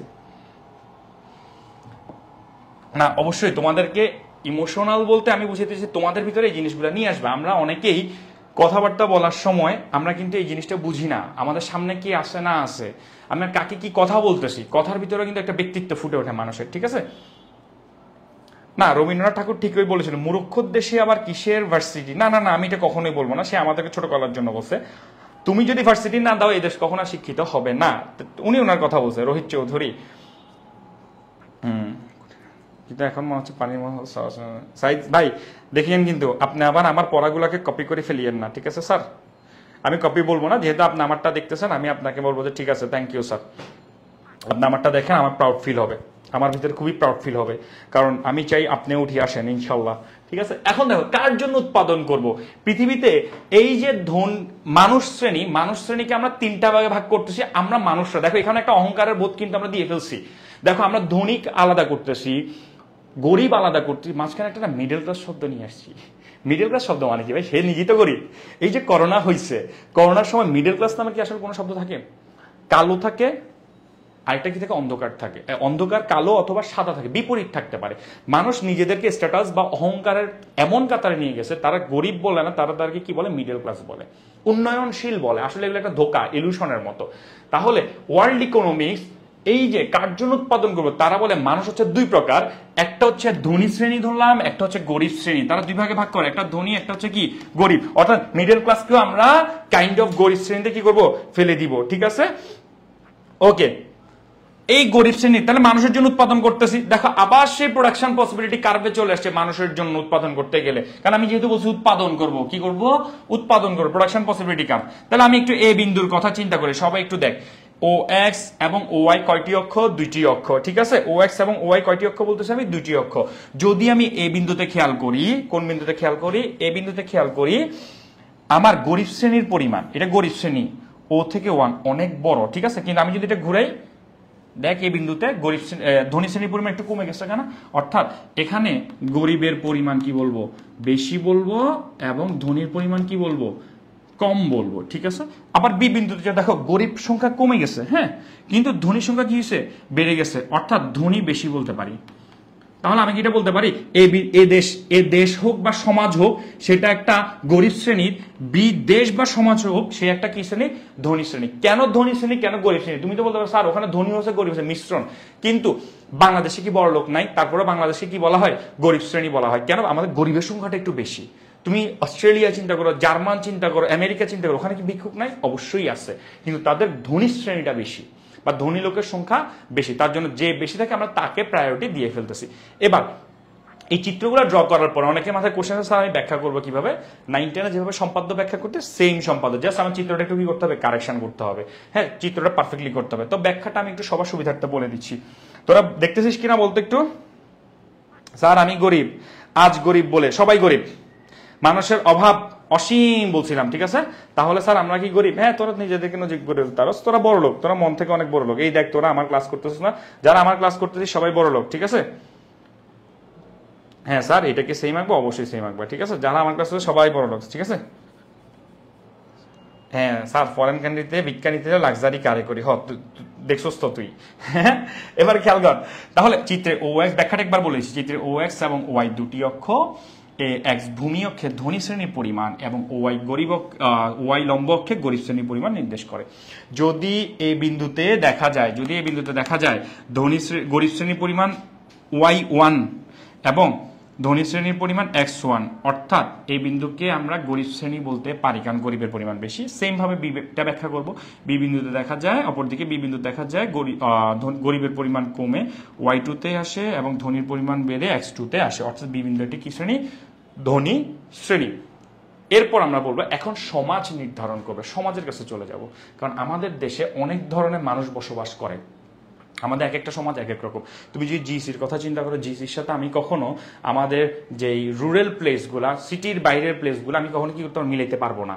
অর্থাৎ সমাজেও কিন্তু অনেক বড় লোক মানুষ থাকতেছে, ঠিক আছে না এই জিনিসটা? তাহলে আমি যখন উৎপাদন করতে যাব সমাজের ক্ষেত্রে উৎপাদন করব। যেমন আমি তো ওদেরকে বলি, আমি যদি চিকন চাউল উৎপাদন করি তাহলে আমার টার্গেট থাকবে সমাজের কাদের জন্য, ওই ধনী শ্রেণীর মানুষদের জন্য। আমি যদি মোটা চাল উৎপাদন করি, মোটা চাল কিন্তু একটু যারা নিম্ন মধ্যবিত্ত বা গরিব তারা খাইতে পছন্দ করে, বা কারণ ওইটার প্রাইসটা একটু কি থাকে, কম থাকে। তাহলে এটা থেকে বোঝা যায় আমি উৎপাদন করতে গেলে সমাজের মানুষের কথা চিন্তা করে কি করব, উৎপাদন করব। মিরাজ স্যার কোন শ্রেণী বলো তো দেখি, সাইড বাই দিছে একদম শেষ করে। মিরাজ স্যার গরিব শ্রেণী। আমি বড়লোক শ্রেণী না, হ্যাঁ আমি মন থেকে বড়লোক হইতে পারি, ঠিক আছে ইনশাল্লাহ, তোদের দোয়ায় বড়লোক হয়ে যাচ্ছি আর কি। কার জন্য উৎপাদন করবো, আমাদের ডান, ঠিক আছে স্যার বউ নাই সেটা, এটা অপ্রয়োজনীয় অভাব, বউ নাই সেটা কি কোন ধরনের অভাব, অপ্রয়োজনীয় অভাব, মাথা খারাপ করিস না বাজি, এখানে দেখ।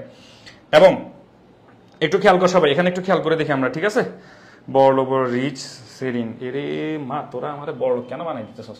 এবার দেখ লাস্ট, এবার দুষ্টামি করিস না, এবার একটু দেখ, এটা পরে দিয়েছি আমি, কি উপায়ে উৎপাদন করব, সব যোদ্ধারা যারা আসস, যোদ্ধা সবাই আছে, যোদ্ধারা দেখ অনলাইনের যোদ্ধা যারা আসস, কি উপায়ে উৎপাদন করব। উৎপাদন প্রসেসটা হচ্ছে পৃথিবীতে এখানেও দুই ধরনের আসবে, একটা হচ্ছে শ্রম নির্ভর, আরেকটা হচ্ছে পুঁজি নির্ভর। কি নির্ভর? পুঁজি নির্ভর। আর আমাদের বর্তমানে এই জেনারেশন যারা আছো সবাই কি নির্ভর হয়ে গেছো, ফেসবুক নির্ভর। খেয়াল দেখ সবাই ঠিক না, সবাই ফেসবুক নির্ভর না, এক একটা ফেসবুক মুক্তিযোদ্ধা, এক একটা ফেসবুক নির্ভর ডাটা, আরে কালেকশন ডাটা, যত যত রিউমার আছে তোরা সবগুলা এই ফেসবুক থেকে পাস আর শেয়ার করস। 5 তারিখে তোরা রয়ের সাথে উল্টে গেছস, ঠিক আছে না? রয়ের সাথে যুদ্ধ করে আসছস, করছস না সবাই? সবাই ফেসবুক না? রাতের বেলা যে টেনশনে ছিলি সবগুলা। মিরাজ স্যার বদলোক, এই মোবাইল নির্ভর, হ্যাঁ তোরা সবাই ফেসবুক নির্ভর আর কি নির্ভর? মোবাইল নির্ভর। এই দেখ, এই যে ইনফরমেশন গ্যাপ গুলা, আমরা একটা ছবি পাইছি কি হয়েছে গা, দেশে পানির তলে চলে গেছে গা, এই হয়েছে ওই হয়েছে। এই যে আমাদের ভিতরে এখন বর্তমানে একটা স্বভাব কি জানোস, আমরা কোনো কিছু জাস্টিফাই করি না, আমরা ডিরেক্ট বলে ফেলি যে না স্যার এটা হয়েছে মানে উনি যা বলছে তাই সঠিক। আমরা কিন্তু কখনো খুঁজি দেখি না। কেন? আমাদের বর্তমান যুগের মানুষের একটা খুব প্রচলিত কথা আছে, আমি তোদেরকে এখন বলি, যারা ফেসবুক নির্ভর ইনফরমেশন দেখো তাদের জন্য বলি, এটা কি বলতেছিলে, কান নিয়ে গেছে চিলে। বাবারা, আমরা সবাই এখন বর্তমানে ফেসবুক নির্ভর হওয়ার পরে এই কারণটা হয়ে গেছে, ঠিক আছে না? এই তোর মোবাইল না হইলে তুই কি ইয়াদিক দেখতেছিস? স্যার তানজিব বিন হুমায়ুন স্যার আপনি কিসে দেখতেছেন তাহলে? কান নিয়ে গেছে চিলের অবস্থা হয়ে গেছে আমাদের দেশে। ধুম করে একটা জিনিস করছে, ওফ উনি তো এটাও কথা বলছে, এটা নিশ্চয়ই সত্যি, এবার জাস্টিফাই তো করতে হবে। এখন মজার ব্যাপার হচ্ছে এরকম, আমি যদি বলি যে একটা শিশু এখন জন্মগ্রহণ করছে, সে 5 তারিখে যে শিশুরা জন্মগ্রহণ করছে আর কি, ধর অগাস্টের কয় তারিখ, আমরা মোটামুটি একটু স্টুডেন্টের যে আন্দোলনটা সফল হয়েছিল, ঠিক আছে, ওই আন্দোলনে 5 তারিখে হয়েছে। এখন একটা ক্লাস 3 এর শিশু যদি আসি বলে যে আমি 5 তারিখের আন্দোলনে যে মারামারি করছি, পোস্ট দিছে সুন্দর করে, তোরা কি করে ফেললি? বিশ্বাস করে ফেললি, ঠিক আছে না? আমাদের এই একটা হ্যাবিট আছে কি, কান নিয়ে গেছে সিলে, এই জিনিসটা শব্দ করার আগে আরেকজন মানুষ যে মনে করো সে ওই তখন সে ক্লাস 3-তে না, সে অনার্স মাস্টার শেষ করে ফেলছে, মনে করো বয়সে তার চাইতেও বড়, এখন সে যদি পোস্ট করে যে সে পরে দিয়ে পোস্ট করলো আর্লি, ঠিক আছে, পরে দিয়ে কি পোস্ট করছে সুন্দর করে, বলে যে আমি তো ইয়াতে গেছি, ওই 5 তারিখে স্টুডেন্টের সাথে সাপোর্ট করতে গেছি। তোমরা বলো যে না, পোস্ট করছেন কে? ওই ক্লাস 3 এর বাচ্চাটা, সে আগে মারামারি, তাহলে তারটা অথেন্টিক নিউজ। এই কান নিয়ে গেছে চিলের হ্যাবিটটা একটু একটু কাইন্ডলি সবাই এখন থেকে অ্যাভয়েড করার ট্রাই করবা, ঠিক আছে? কারণ ইনফরমেশন গ্যাপ এটা আমাদের ভিতরে এমন একটা মিস আন্ডারস্ট্যান্ডিং তৈরি করে, যেটার কারণে ফ্রেন্ডশিপ ধ্বংস হয়, আত্মীয়তার সম্পর্ক কিন্তু ধ্বংস হয়ে যায়, ঠিক আছে? ওকে, তাহলে আমরা একটু ইয়াতে চলে আসি। স্যার শুনছি 26 তারিখ নাকি সবাই বড়লোক হয়ে যাবে। হ্যাঁ হ্যাঁ, তুই বড় স্যার, আপনি বড়লোক হইলে আমার জন্য একটু পাঠিয়ে দিন, ঠিক আছে? ও 26 তারিখ যদি কেউ বড়লোক হও আর না হও, ডিক্লারেশনটা দিয়ে দিচ্ছি, জিসি মোর কমার্স একাডেমি আর্টস একাডেমি কিন্তু বড়লোক করবে তোমাদেরকে। 26 তারিখ জিসি মোর আর্টস একাডেমি 26 তারিখ পর্যন্ত যারা ভর্তি হবে তাদের কিন্তু ভর্তি ফিটা নিচ্ছে না। একটু আগে তোমরা এই নিউজটা দেখছো, 26 তারিখের ভিতরে যারা ভর্তি হবে তাদের ভর্তি ফিটা নিচ্ছে না। এবার একটু পড়াতে আসি। হ্যাঁ, অনেকক্ষণ ধরে তোদেরকে বললাম, আজকে একটু ইচ্ছা করে আমি আসলে ইনফরমেশনগুলো দিয়েছি। আসলে আমাদের স্টুডেন্টদেরকে আমাদের উচিত যে একটু মডিফাই করা, তাদেরকে শিখানো জিনিসগুলো, এই জন্য আমরা শিখাচ্ছি। টিচার মানে যে শুধু পড়াবে না, তাকে প্রতিটা প্র্যাকটিক্যাল জিনিসের আমাদেরকে জ্ঞান দেওয়ার একটা কি আছে, রাইট আছে ইনশাল্লাহ। এবার দেখি আমরা কি উপায় উৎপাদন করবো, শ্রম এবং কি নিয়ে, শ্রম এবং পুঁজি নিয়ে, দেখো, বা মূলধন, শ্রম এবং মূলধন। আবার একটু পড়াতে ব্যাক করি, এরপর আমরা শেষ করে দিব ইনশাল্লাহ। দেখ, শ্রম এবং কি নিয়ে, মূলধন নিয়ে, ঠিক আছে? শ্রম এবং মূলধন যদি আমরা যাইতে যাই, একটু খেয়াল করে দেখি, এখানে শ্রমকে আমরা প্রকাশ করবো এল দিয়ে, মূলধন মানে ক্যাপিটাল, ক্যাপিটালকে প্রকাশ করবো কে দিয়ে, ইকোনমিক্সের ভিতরে কে দ্বারা প্রকাশ করা হয়, সি দ্বারা না, সি দ্বারা কস্ট বোঝায়। এখন দেখ, শ্রম আমরা কখনোই কাউন্ট করতে পারবো না, এরপর হচ্ছে ক্যাপিটাল, মূলধন কখনোই কাউন্ট করতে পারবো না, যেহেতু এগুলো আনকাউন্টেবল জিনিস বা নন কাউন্টেবল জিনিস। এর জন্য রেখাচিত্রটা আমার আইসোকোয়ান রেখাটা একটু ঊর্ধ্বমুখী হয়ে গেছে, ঠিক আছে? কি হয়ে গেছে? মূল বিন্দু থেকে উপরের দিকে উঠে গেছে। আর এই রেখাটাকে কিছুক্ষণ আগে যে রেখাটা এভাবে পড়ছিলাম, ওইটাকে বলছিলাম আমরা কি কার্ভ বলতো? এই যে বদ্ধভাবে আবদ্ধভাবে পড়াটা পড়ছিলাম বলতো, এটা কি হবে? এই রেখাটাকে আমরা কি বলছিলাম? সবাই একটু বল তাড়াতাড়ি। 26 তারিখের মধ্যে যারা ভর্তি হবে জিসি মোর কমার্স একাডেমি আর্টস একাডেমির আমাদের যে শাখাটা আছে,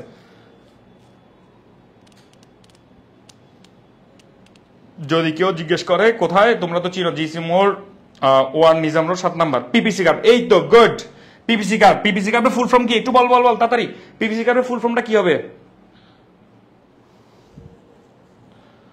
পিপিসি কার্ভের ফুল ফর্ম কি? দেখি কে বলতে পারস? পিপিসি কার্ভের ফুল ফর্ম কি?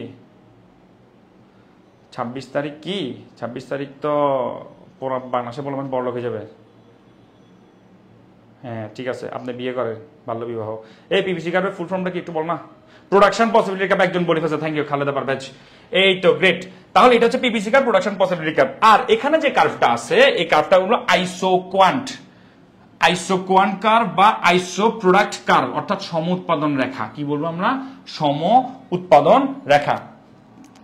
উৎপাদন সম্ভাবনা এটাকে বলা সম হবে, সম উৎপাদন রেখা বলবো আমরা। এটাকে কি বলবো? সম উৎপাদন রেখা। একটু আমি লিখে দিচ্ছি এখানে, হ্যাঁ, সম উৎপাদন রেখা। কি বলবো আমরা? সম উৎপাদন রেখা, আইসোকোয়ান্ট কার্ভ। তাহলে একটা জিনিস এখান থেকে আমরা ক্লিয়ার করে ফেলি। দেখ আইসো সম উৎপাদন রেখা বলতে আসলে কি বোঝাচ্ছে, আর এই চিত্রটা একটু বুঝাই দিচ্ছি তোদেরকে। দেখ এখানে, হ্যাঁ, এখানে আমরা ক্যাপিটাল মানে মূলধন ধরছিলাম, এবং আমি এখানে কি ধরছিলাম? শ্রম ধরছিলাম। এখন একটু ধরে নিই আমরা, এটা একটা আমাদের জমি, এখানে আমরা ধান উৎপাদন করব। একটা এ দেশ, একটা ধরলাম বি দেশ, দুইটা জিনিস, ঠিক আছে? এ দেশ একটা, বি দেশ একটা। এর কথা চিন্তা করি আমি, এই দেশ বলতেছে তারা এই বিন্দুতে উৎপাদন করবে, তাহলে তাদের আমি টাকা দিয়ে বুঝে দিই, হ্যাঁ, এখানে 100, এখানে হবে 200 টাকা, 100 টাকা 200 টাকা, একদম সর্বভাবে বুঝাচ্ছি। এখানে হচ্ছে 5 জন লোক লাগবে, এখানে কয়জন লোক লাগবে? 10 জন লোক লাগবে। এখন দেখো এই দেশে বা এই বিন্দুতে খেয়াল করলাম, সে যদি টাকা দিয়ে উৎপাদন করতে চায় 200 টাকা, শ্রমিক লাগবে কয়জন? মাত্র 5 জন। তাহলে এখান থেকে বুঝে যায় এই দেশ আমাকে বলতেছে সে যদি ক্যাপিটাল নির্ভর হয় তার লাগবে 200 টাকা, এবং সাথে শ্রমিক লাগবে কয়জন? 5 জন, কারণ সে টাকা দিয়ে উৎপাদন করতে চাইতেছে। কিভাবে টাকা দিয়ে বুঝছি খেয়াল কর, বিভিন্ন যদি লক্ষ্য করতে যাই, সে কিন্তু টাকা তার কাছে কম, তার জন্য সে বলছে 100 টাকা দিবে। কত টাকা করে দিবে?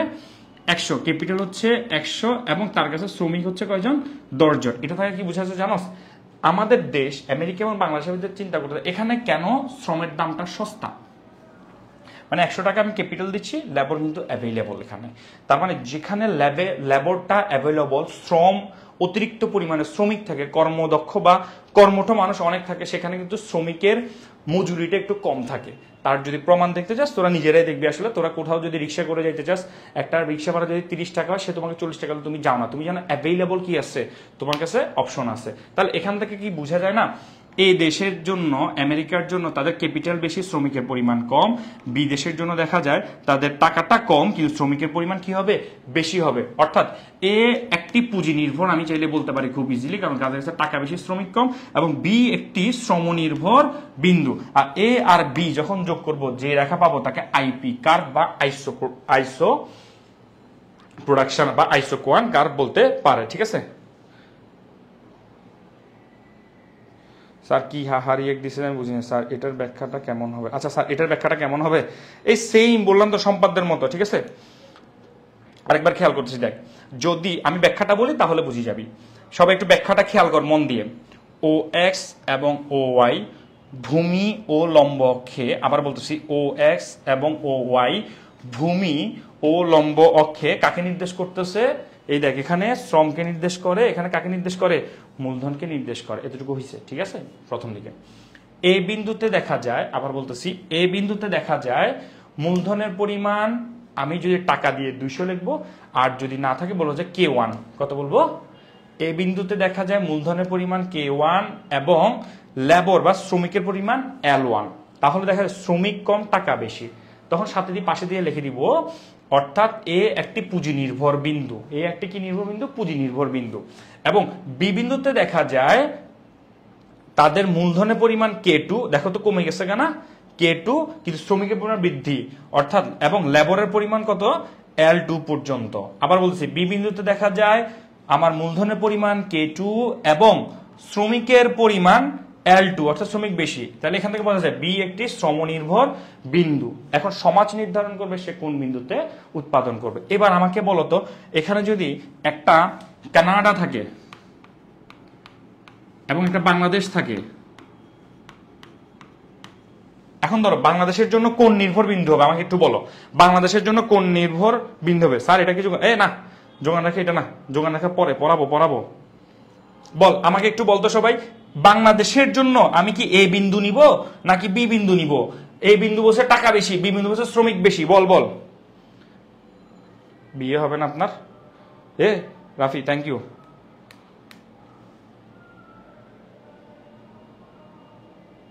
অর্থনীতির যদি ব্যাখ্যাটা ছোট করে লিখি, স্যার আপনি প্রপারলি চিত্র রাখতে হবে। আমার চিত্র হচ্ছে মেইন ফ্যাক্টর, আবার ব্যাখ্যার ভিতরে উল্টাপাল্টা কিছু মারে দিয়ে চলে আসিও না, ঠিক আছে? তুমি আমার সম্পত্তি এভাবে লিখলে কিন্তু হবে না। এটা আইসো কোয়ান রাখা, ঠিক আছে? বাংলাদেশ কি টাকা বেশি নাকি শ্রম বেশি রে? এটা কে বলছে? আজমাইন মৃত্তিকা বড়ুয়া কারেক্ট, জিল্লু কারেক্ট, জিল্লু আগে রিপ্লাই দিছে, রেশমি আক্তার, এই তো গ্রেট, সুপার হয়ে গেছে। তাহলে আমাদের আইসো কোয়ান রাখাটা কি তোরা বুঝছিস কিনা বলতো একটু সবাই? তাহলে আইসো কোয়ান বাংলাদেশের জন্য এই তো, তোরা যেখানে বুঝে গেছিস যে বাংলাদেশ কোন বিদ্যুৎ উৎপাদন করবে, অবশ্যই তোরা বুঝে গেছিস। মেহরুন্নেসা সাদিয়া বি বিন্দু, বুঝছিস না সবাই? Okay great great great great, thank you. এই তো আমার ট্যালেন্টেড স্টুডেন্ট, এই তো পারফেক্ট। তাহলে আমি এটা ক্লোজ করতেছি, ঠিক আছে? তাহলে আইসো কোয়ান, তাহলে তিনটা সমস্যা কিন্তু আমরা পড়ে ফেলছি এখন পর্যন্ত। এটা থেকে বোঝা যাচ্ছে আমরা উৎপাদন সম্ভাবনা রেখা পড়ছি এবং তিনটা মৌলিক অর্থনৈতিক সমস্যা কি করছি, সলভ করে ফেলছি। এরপর একটু দেখি আমরা, আজকে সুযোগ ভাই পড়াবো না, আজকে সুযোগ ভাই পড়াবো না, এখন এখানে থাকে এতটুকু পর্যন্ত আজকে যা পড়েছি। তাহলে আজকে আমি তোদেরকে তিনটা টপিক পর্যন্ত আলোচনা করে ফেলছি, অনেক রাত হয়েছে। আজকে তিনটা টপিক আমি তোদেরকে আলোচনা করে ফেলছি, ঠিক আছে? প্রথমটা হচ্ছে উৎপাদন সম্ভাবনা দেখা, তারপর হচ্ছে কি উৎপাদন করতে হবে, কার জন্য উৎপাদন করতে হবে, কিভাবে উৎপাদন করতে হবে। আরেকবার বলছি, কি উৎপাদন করতে হবে, কার জন্য উৎপাদন করতে হবে, কিভাবে উৎপাদন করতে হবে। এখন আমি একটু প্রিভিয়াস পড়াগুলো তোর থেকে কোশ্চেন জিজ্ঞেস করবো, ঠিক আছে? দেখি তোরা আমাকে রিপ্লাই দিতে পারছ কিনা, দেখি তো আমাকে একটু উত্তর দাও। অর্থনীতি হলো নির্বাচনের বিজ্ঞান, কথাটা কে বলছিল? বল বল বল, তাড়াতাড়ি তাড়াতাড়ি একটু প্রিভিয়াস পড়াটা একটু কোশ্চেন করে দেখি। অর্থনীতি হলো একটা নির্বাচনের বিজ্ঞান, কে বলছিল কথাটা? কে বলতে পারবে? অর্থনীতি হলো একটি নির্বাচনের বিজ্ঞান, কথাটা কে বলছে?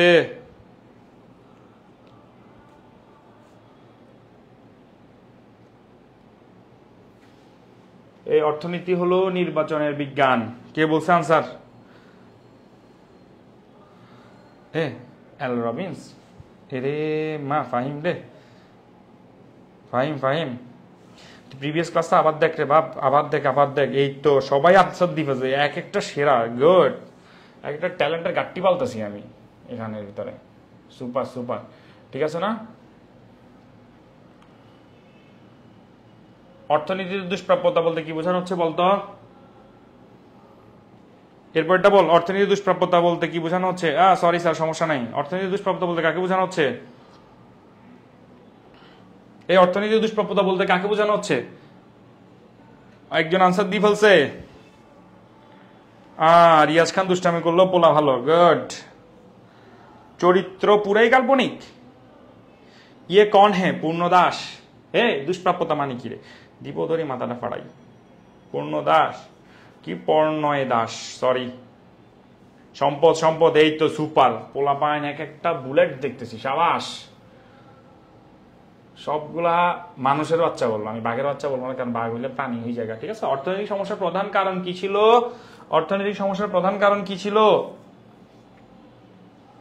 কে বলতে পারবে? এটা বল।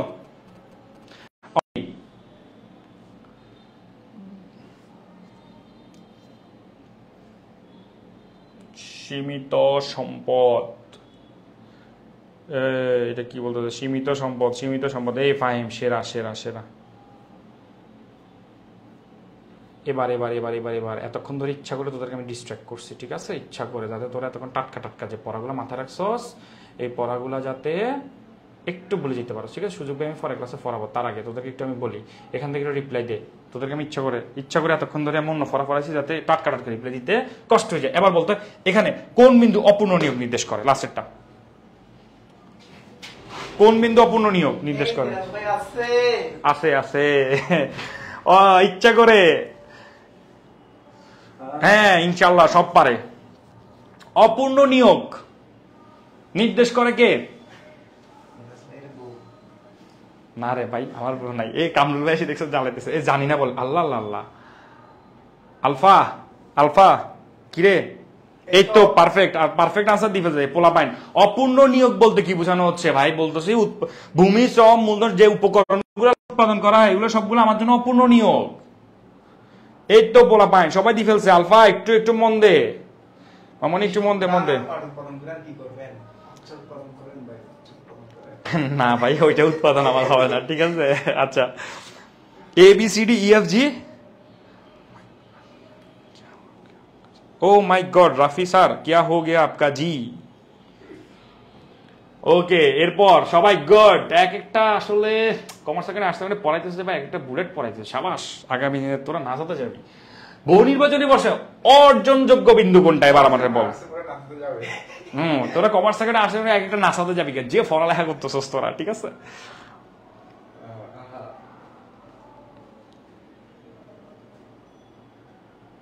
কোনটা হবে বল অর্জনযোগ্য বিন্দু? গ আনসার দিয়ে ফেলছে, এইটা এক বিন্দু সেরা। নুরুল কবির, আপনার গার্লফ্রেন্ড কইসা? এরে রাফি, এই তো সেরা। মাশাল্লাহ মাশাল্লাহ মাশাল্লাহ, অবশ্যই অবশ্যই। কি রে ভাই, খাওয়া দাওয়া একটু দেন না তামিম স্যারের। বহু অর্জনযোগ্য আমাদের সামির স্যার তোমাদের যে স্লাইড রেডি করে উনি বলছে বউ একটি অর্জনযোগ্য। তোমরা কি চাও সামির স্যার অর্জনযোগ্য হোক? আমরা সবাই চাই কাম্য, কাম্য বিন্দু, ঠিক আছে? এই তো সেরা সেরা সেরা। স্যার বিয়ে করেন, বিয়ে করেন, আর দরকার নাই, বোধ বোধ বাজি বোধ তোর। স্যার বিয়ে করেন, বোধ করেন। একটু একটু এদিকে আসেন ভাই, প্লিজ প্লিজ প্লিজ প্লিজ আপনারা আসেন। আমি আপনাদেরকে যাদের কথা বলছিলাম এতক্ষণ পর্যন্ত, আমি যাদেরকে বলছি আমাদের স্যার, স্যার আপনি লাইভে আসা আমাকে ভুলে গেছেন, এটা ভালো না। আহারে আনাস আলভি, কেমনে ভুলি স্যার? এই দেখ তোর রিপ্লাই তখন পড়তেছিলাম না। আর বাদ দে, বোধক্ষণ তোরা বিয়ে সাথে খাই বসছিস বাজি, বোধ জ্বালানি জ্বালাইছিস। তোদের থাকলেই তোদের কোশ্চেন সব বিয়ে নিয়ে আমার তোদেরকে বলেছি বিয়ে কিছুক্ষণ আগে স্বামী সাথে যেটা অর্জনযোগ্য, ঠিক আছে? আমার জন্য দরকার নাই। খুব শান্তি। কি কল দিছে? আচ্ছা ঠিক আছে, ওকে। ইনশাল্লাহ তোদের সাথে দেখা হবে এবং আমাদের ক্লাসটা আমি আজকে শেষ করবো। আমাদের এই ক্লাসটা কিন্তু আজকে কমপ্লিট হয়েছে। সবাই যারা এখন পর্যন্ত ক্লাসটা পাস নাই তারা একটু প্রিভিয়াস ক্লাসটা দেখে নিবি। আর বলছি 26 তারিখের ভিতরে তোমরা বড় লোক হও আর না হও, জিসি শাখায় বড় লোক হইলে তোমরা কিন্তু ভর্তি হলে কিন্তু বড় লোক হয়ে যেতে পারবা, ঠিক আছে? ইনশাল্লাহ 26 তারিখ পর্যন্ত, জাস্ট 26 তারিখ সকালের ভিতরে। অর্থাৎ আমি এক টাইপের এটা কি বলতে পারি, আজকে কয় তারিখ চলতেছে? 21 তারিখ। এক ধরনের 5 দিনের একটা মহা ভর্তি উৎসব চালাইতেছি আমরা, ঠিক আছে? 5 দিনের। আমাদের জিসি শাখায় কিন্তু সকালবেলা 7টা থেকে 9টা এবং 3টা থেকে 5টা পর্যন্ত একটা ক্লাস থাকে। এতটুকু হচ্ছে আমাদের অর্থনৈতিক মৌলিক সমস্যাগুলো আমরা সলভ করে ফেলছি। আমরা জীবনের সমস্যার সমাধান করতে পারলাম না আজ পর্যন্ত, হবে না, কিন্তু আমরা অর্থনৈতিক মৌলিক সমস্যাগুলো খুব সহজে শেষ করব। এবং মাথায় রাখবি অর্থনীতি খুবই সোজা, অর্থনীতি খুবই সোজা, জাস্ট এই জিনিসটা বিল্ড আপ করবি। তাহলে আমি আজকের মতো এখানে বিদায় নিচ্ছি, ঠিক আছে? সবার জন্য সবাইকে আবারও জানাচ্ছি আসসালামু আলাইকুম। পরবর্তী ক্লাসে ইনশাল্লাহ দেখা হবে। আল্লাহ যদি ততদিন পর্যন্ত বাঁচাই রাখে।